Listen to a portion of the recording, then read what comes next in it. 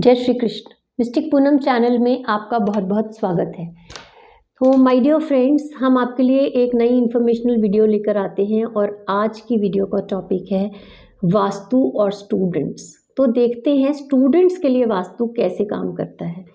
हमारी अगर आने वाली जनरेशन्स अगर हमारी अच्छी होंगी, काबिल होंगी, कल्चर्ड होंगी, एजुकेटेड होंगी तो हम हर प्रकार से धनी होंगे। हमारा देश धनी होगा, हमारा परिवार धनी होगा। केवल धन जो हम कमाते हैं वही धन सब कुछ नहीं है, लेकिन हमारे बच्चे हमारा असली धन है। और हमारे बच्चे अगर पढ़ाई ठीक से करते हैं, अगर वो काबिल बनते हैं, अच्छी सोच रखते हैं, प्रोग्रेसिव सोच रखते हैं, तो ही हमारा देश धनी हो सकता है। तो उसके लिए वास्तु आपकी कैसे हेल्प कर सकता है, चलिए देखते हैं। सबसे पहले पढ़ने वाले बच्चों का कमरा किस डायरेक्शन में होना चाहिए। तो जो हल्की डायरेक्शंस हैं जैसे कि नॉर्थ और ईस्ट, ये डायरेक्शंस पढ़ने वाले बच्चों के लिए अच्छी होती हैं, क्योंकि इसमें से आने वाली ऊर्जा और जो भी लाइट है, ऊर्जा है, वो बच्चों की पढ़ाई के लिए, उनके दिमाग के विकास के लिए बहुत अच्छी होती है। तो कोशिश करें बच्चों का कमरा नॉर्थ ईस्ट, ईस्ट या नॉर्थ में ही रखें।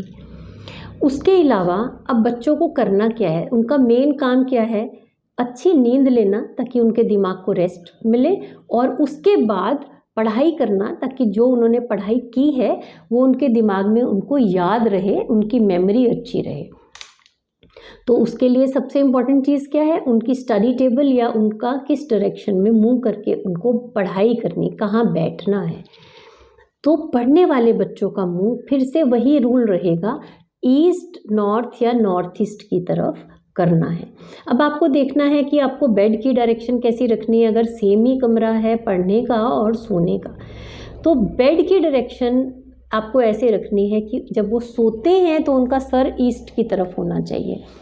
याद रहे, नॉर्थ की तरफ सर करके बच्चा कभी भी ना सोए, क्योंकि नॉर्थ की तरफ अगर सर करके सोएगा तो हमारा ये सर भी नॉर्थ पोल है, नॉर्थ नॉर्थ रिपेल करेगा, सर कभी रिलैक्स नहीं होगा, ब्रेन कभी रिलैक्स नहीं होगा और अननेसेसरी स्ट्रेस में वो बच्चा आना शुरू हो जाएगा।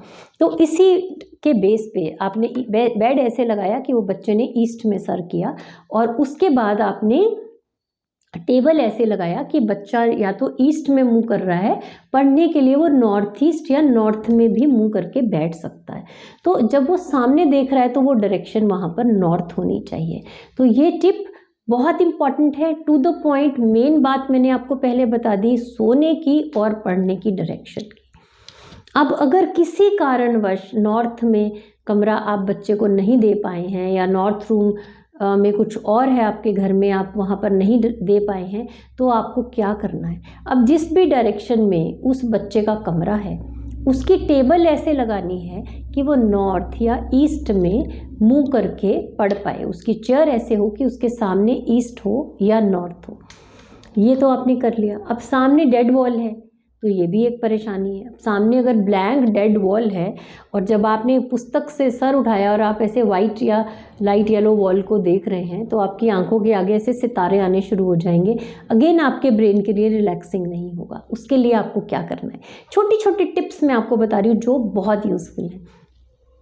आपको वहाँ पर एक विंडो की फ़ोटो लगानी है। आपको एक ऐसी फ़ोटो लगानी है जिसमें आपको लगे कि विंडो खुल रही है, या फिर एक इन डेप्थ ऐसे पिक्चर है जिसमें कि डेप्थ में पानी बह रहा है, या डेप्थ में आपको डेप्थ की फीलिंग आ रही कि दूर तक कुछ दिख रहा है, जिसमें स्काई है, वाटर है, इस तरह की कोई पेंटिंग या कोई पोस्टर आपने लगा देना है।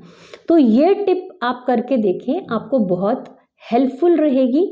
वास्तु के अकॉर्डिंग अगर आप बच्चे का पढ़ने का और सोने का दो डायरेक्शन अगर आप सेट कर लेते हैं, तो बच्चे की पढ़ाई में, उसकी मेमोरी में बहुत बड़ा फ़र्क पड़ेगा। और जब आपको रिज़ल्ट मिले तो आप हमें ज़रूर कमेंट बॉक्स में लिखकर बताएं, हमें इनकरेजमेंट होगी। हम आपको और अच्छे अच्छे वीडियोज़ वास्तु के ऊपर देने वाले हैं, बहुत सारी और इन्फॉर्मेशन देने वाले हैं आने वाले समय में। तो हमारे चैनल के साथ बने रहें, जुड़े रहें। चैनल को लाइक कीजिए, सब्सक्राइब कीजिए और शेयर ज़रूर कीजिए, क्योंकि जब हम किसी के साथ कोई अच्छी बात शेयर करते हैं, जैसे मैंने आपके साथ शेयर किया और आप आगे शेयर कीजिए, तो शेयर करने से वो अच्छी इन्फॉर्मेशन आगे जाती है और सबके लिए बहुत अच्छे पॉजिटिव रिजल्ट्स लेकर आती है। So stay tune my dear friends, बने रहे हमारे साथ। जय श्री कृष्ण।